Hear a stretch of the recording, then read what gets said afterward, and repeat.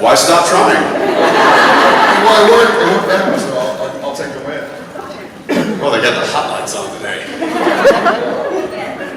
Who in here, just show of hands, who in here had a hotel fire alarm go off this morning that kept them up for a couple hours? Yeah. So apologies. I'm ice packing my eyes. I was like, I'm not gonna be able to see anybody. Lights. Like about 5:50 a.m. Yeah, and this cut to the window opening on the 14th floor of just this. Do I see smoke? Seeing people like walking out in like their bathrobes and like stuff like very, and I just looked up like, no. And not only an alarm, but they were saying the mechanical voice is like, there's an emergency. There's an emergency. Do not use the elevator. And I'm like, use the stairs. There's an emergency. I'm barefooted. Wait for instructions outside. And then I'm like, not going. Not going. It's like, do I go out naked just to say like, hey.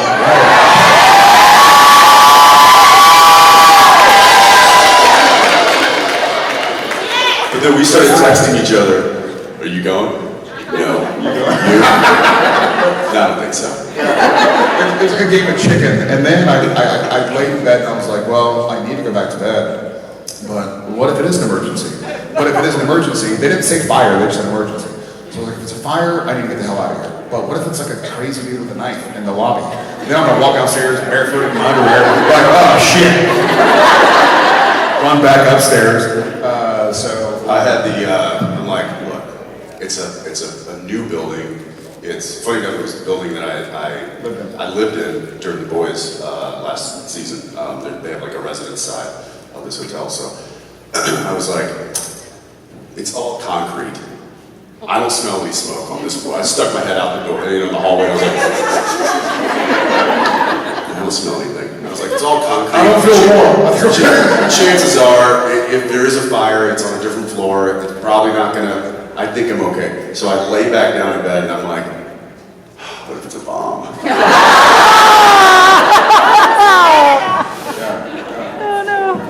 What do you mean this is Canada? That went through my head though. I was like, well, it's probably not a gunman because it's Canada. It's not an active shooter. It's probably some hockey player like throwing poutine at people.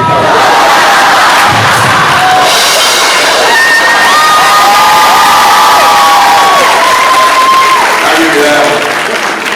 Hey, there you are. That's funny. I'm 2 for 2 today. It's gonna be a good day. It's getting better. It lasted for what, 40 minutes? Yeah. The alarm, like just like twice as long as it takes to really piss you off. I was double pissed off. And I've been to, I think we've both been to hotels before where somebody gets drunk and they yank the thing into your ear, and you're like, okay, this will go off in 5 minutes. One of the texts, because Cliffy and Ackles and I were texting, and Jensen was like, I think at about the 20-minute mark, he's like, the fire department is literally 1 block away. I used to walk past it all the time. Why is this taking so long? It took 20 minutes for them to get there. I would have probably like crawled to the fire department in 5 minutes. It's literally a block away. You could have crawled to the fire and just gone. Hey, okay. Anyways. Feeling good. Feeling good. I'm 2 for 2.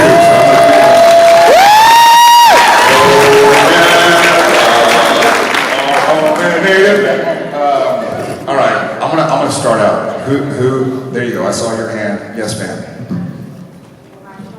I'll love you back. Oh, hi.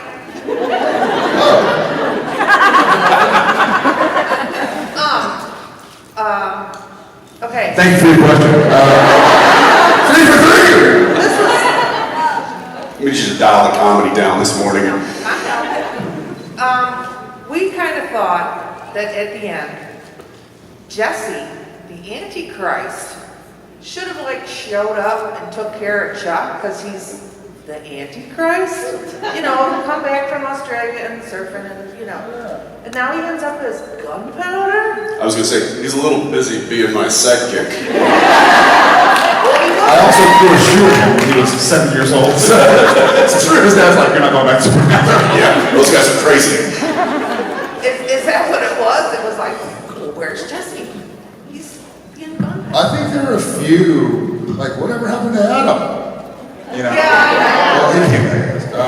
But yeah, I think once the supernatural train got headed on certain tracks, it just kind of stayed the route. It would have been fun to have him back. He's like a man now. He was a child. He was the Antichrist. Yeah, it was really cool to see him work with Gavin again last year on The Boys. He showed up and I was like, hey, you look familiar. And he was like, yeah. And once he figured it out, I was like, oh my gosh, you grew up! He's like, that happens, Jensen. I'm like, shut up! In several years. Call Jared, I'll throw a shoe at you again. I did. I threw a shoe at him when he was a child. His dad was there. I'm not proud of it. This is like an intervention. No more shoe throwing, Jared. And I didn't throw it at him. I threw it towards him to be funny. I was like, there's a kid, maybe he's nervous. And I had flip-flops on. And I was like, And he was like, my bad. And I sat on Crickets. I saw crickets. Crickets on set. And his dad was like, I don't know what to do here. Like, do I kick this guy's ass or do I just, and so I was like, my bad. And so I sat on the couch in the set, we were filming a house, and I sat on the back of the couch, like the cushions are facing that way, and put my weight into it, and it wasn't like a very sturdy couch, and boom, on the floor, at which time our first AD, Johnny Mack, was like, Jared, why don't you go back to your trailer? Go back and take a nap. We're gonna walk this without you. And I was like, you got it. You wonder why he always loses his shoe.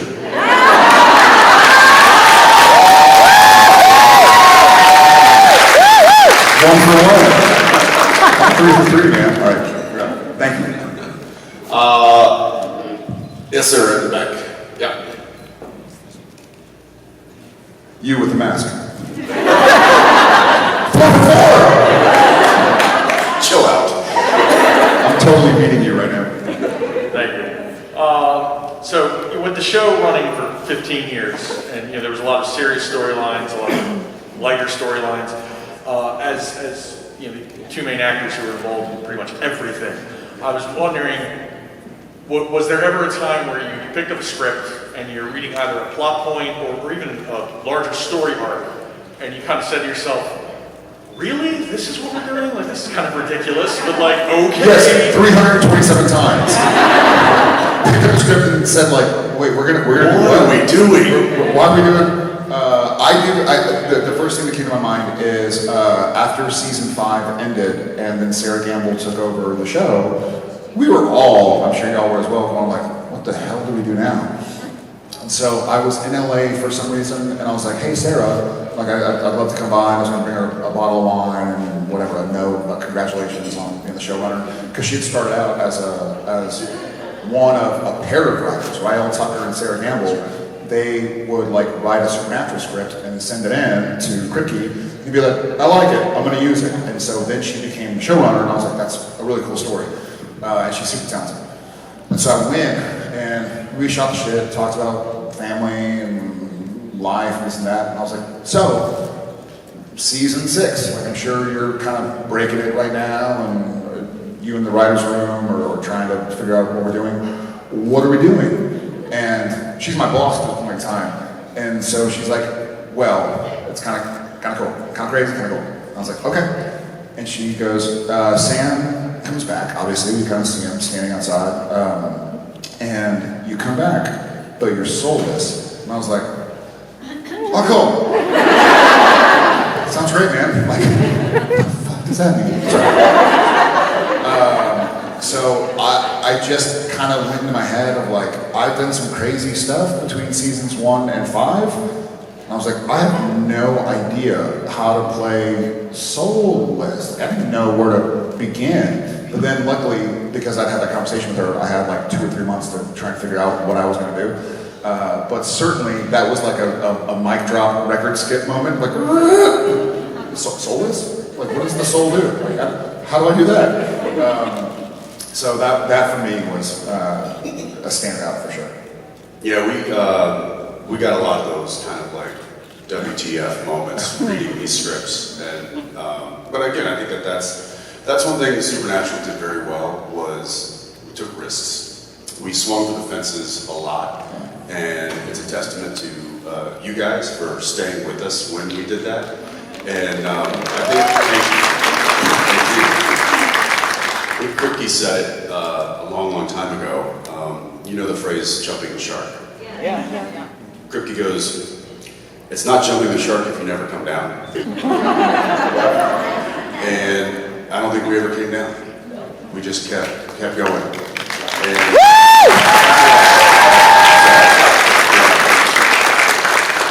thanks, man. Thank you for your question. I want to go as far right as possible. Look at that. Hello. So I'm going to steal a question from a panel from yesterday, and if you're in the room, I'm sorry.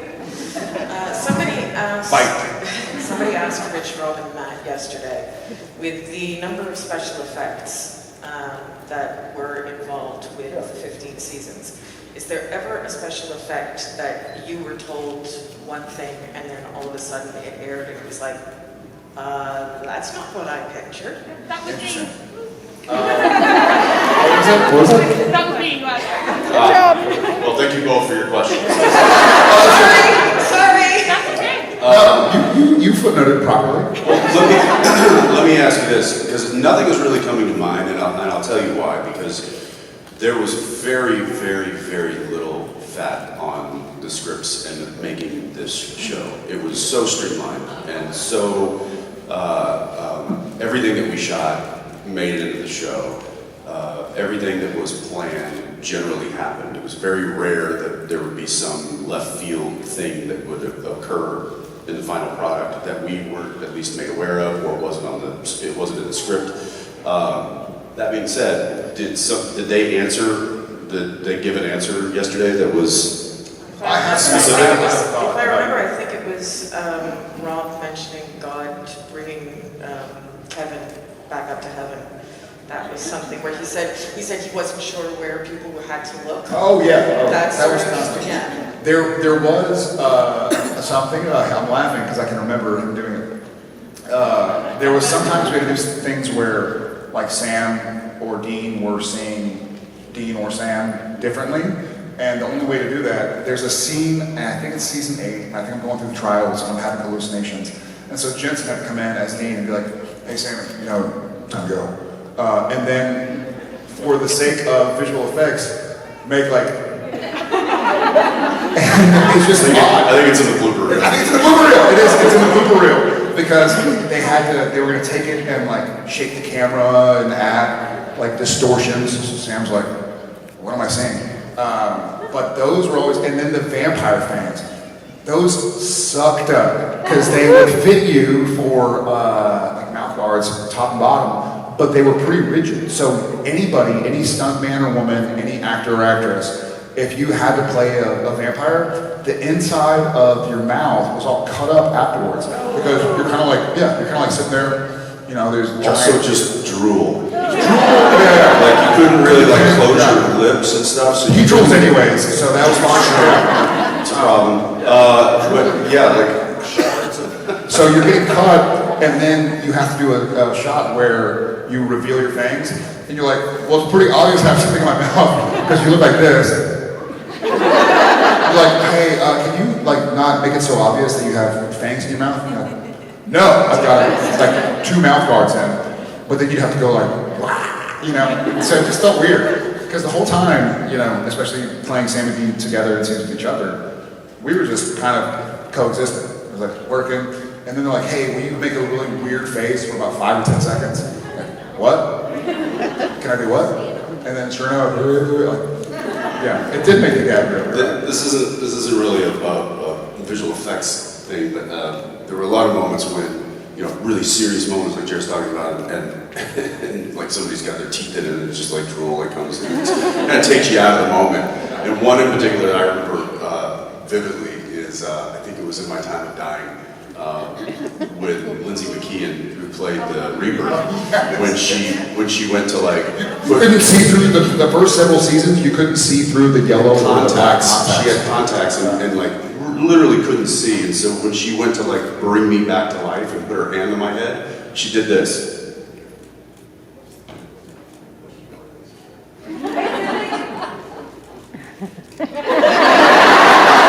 Every take I had to move her hand and put it on my head because she was just like, Yeah, like closing your eyes and trying to. what's that? Is that the gag reel too? There you go. See, you guys know, it's all right there. Whatever you'd like to know, it's right there in the gag reel. And thank y'all for your question. Yeah. I still think that Warner Brothers should release like a 6-hour gag reel. There is plenty of footage. That is literally my biggest regret about Supernatural, about our time in Supernatural. We could probably have 24 hours of gags. Oh, yeah. We were all having a great time making a show that we hoped y'all would love, and it seems like y'all did, which is awesome. And so then they had to cut it down, and the gag reels are hilarious. But I was like, man, there would have been... We had enough material for the gag reel in the first 2 episodes of every season. Of every season. Yeah. It could have been an entire season of gags, like 15 episodes. Like, here's every time they were jerking off on.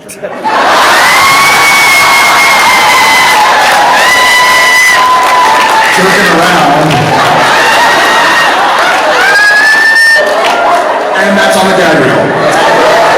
That's not on the creation. How many times we were jerking around, jacking around, however you want to say it. Thanks, guys. I'm saying every season. Pull up.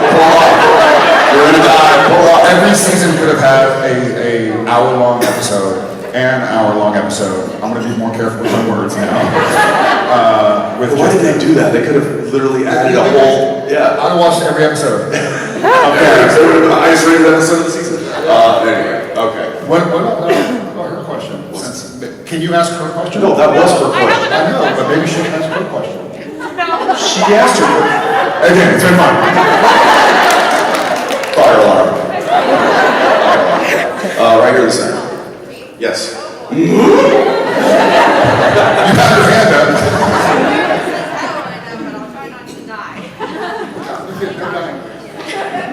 So, hi Jared, hi Jensen. This Hey. is my second convention. I just want to say thank you for helping save my life and for playing characters who helped save my life because I was going through some really dark shit in high school and life in general.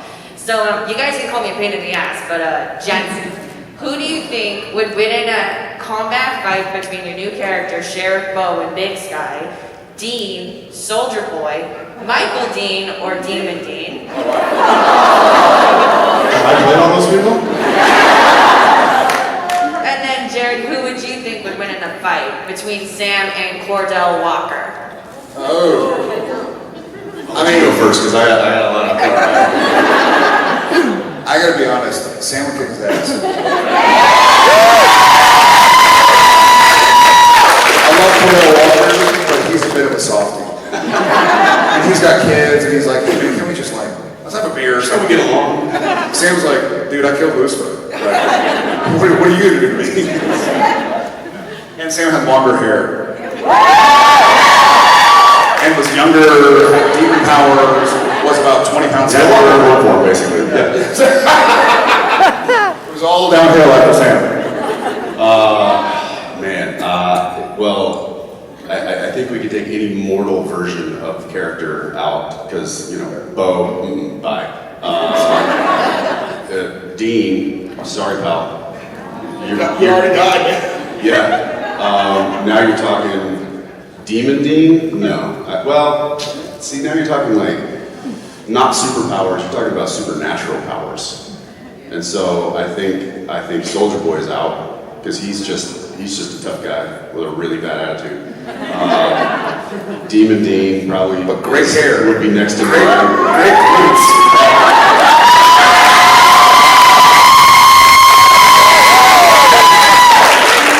I guess I gotta go Michael. I I think an Archangel is probably top dog in that scenario. Fair, true. Thank you for your question. I'm going to see if you can repeat her question. She repeated yours, so but I feel like It's actually a Canada-related question. Oh, okay. Yes, as a proud Canadian.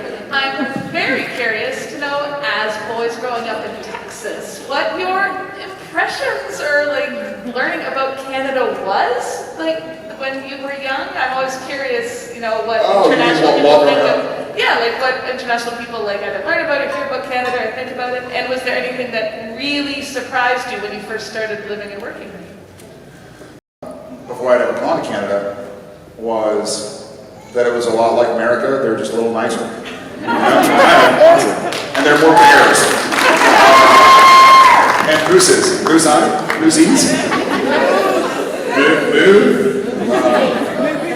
Nieces. But then getting to Canada and spending all the time in Vancouver, obviously, I was struck by how beautiful it is. It rains a lot, but when it doesn't rain, there's nothing like it. Like I've been fortunate to travel for work or for play, and there's not a lot that rivals like walking around the seawall in Vancouver and seeing the Lionsgate Bridge and seeing Cypress and Seymour and Grouse and the water and the ships and the boats and the beaches. It's a beautiful place with really kind people, very passionate people.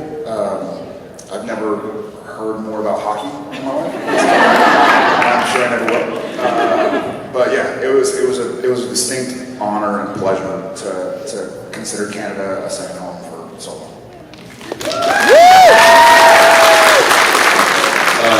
They do something in Texas, and I don't even know if they do that anymore. I guess we're about to find out with our kids going through school. But we spent an entire year on Texas history alone. Yeah. And then we move to the United States history next year. And then the following year is world history. So Canada, got kind of lumped into world history, which obviously is a lot to cover. And most of that world history is obviously spent kind of focusing on Europe and that kind of stuff. So Canada, for me growing up, it was just our friendly neighbors to the north. They were. It was almost like, well, if we could have added another state, it would be Canada.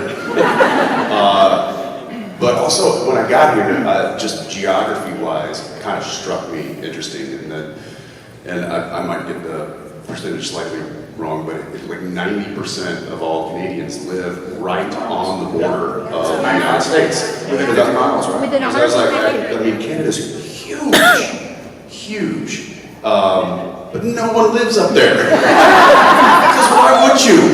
There are like two guys that are practicing for a loan. That's it.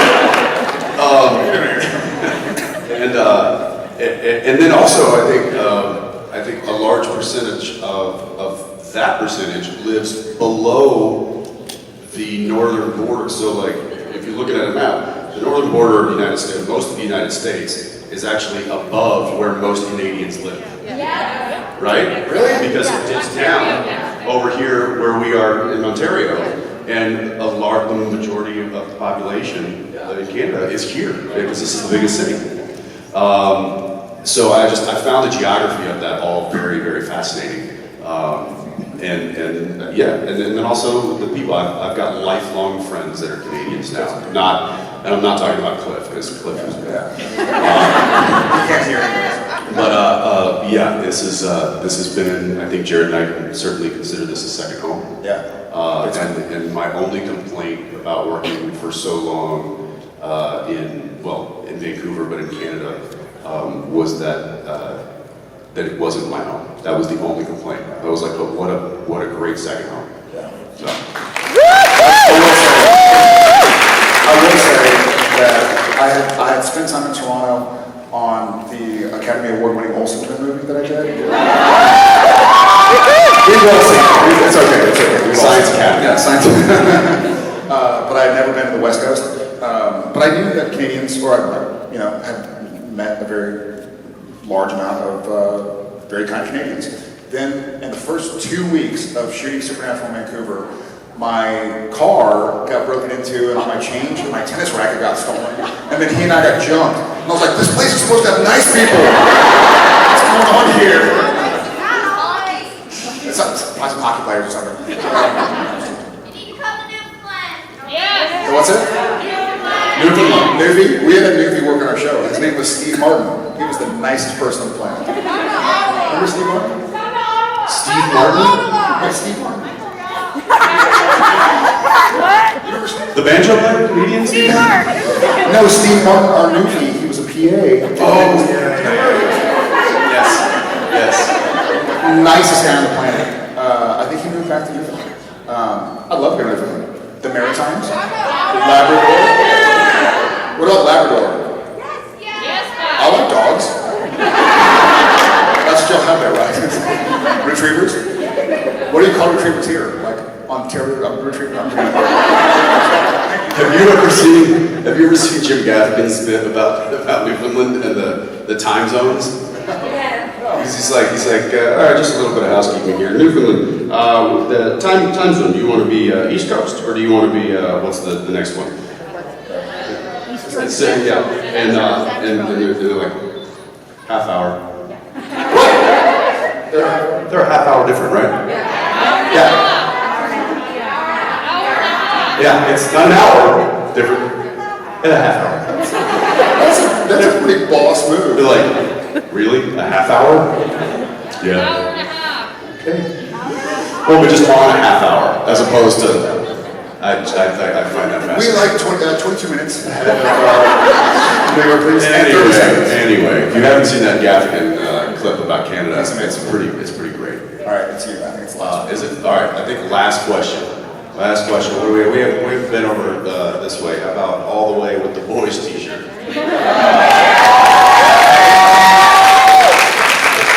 I want that shirt. Amazon. Give him your shirt. Amazon. Let's trade shirts right now.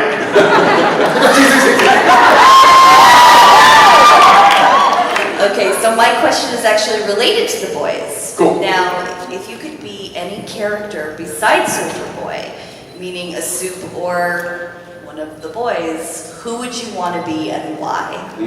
I wouldn't be the Deep. No! Octopus Lives Matter.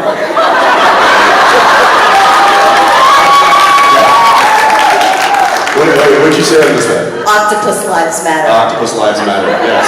Save Timothy. Yeah, Chase gave me a call when he was doing that scene. Or not a call, I was texting him, I was on the golf course or something. I was like, Carl and I were playing golf with him, texting me like, how's work, sucker? And in all seriousness, he like wrote back, he's like, honestly, I don't know if I'm ever going to be able to work after I'm doing what I'm doing. I'm concerned for my career. This was when he was getting intimate with Ambrosia. But, yeah. That's a good question. There's so many great characters on the show. I'm happy that I got to play the one that I did, and I certainly wouldn't change that. But if you take Soldier Boy off the table, I mean, I think I'm a huge fan of Butcher. I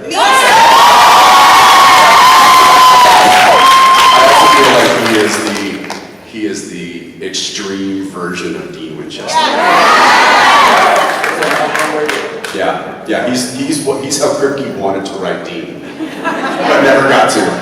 So I feel like he's taking out some of that pent up stuff and exposing that with Butcher, which is great. So I enjoy. And Carl knocks it out of the park every take. Like working with him, I found myself being an audience member more than I should have. Where it's like, oh shit, it's my line. So it was an awesome experience. Yeah. You're gonna have to go get your ass over there. I will say this before we leave. Eric Kripke sent me a text on my birthday. Like, dude, I can't believe you're 40. I remember thinking you were too young to play Sam. Now you're too old. He has a funny sense of humor. But he did say, like, hey, we had Apples on the show. When are you going to come play And I was like, well, I'd love to. I actually have to go do like 4 months of squats. I know you're gonna show my ass. Maybe I can sneak on sometime. I would love to. Yeah, you can't get on that show without showing a little back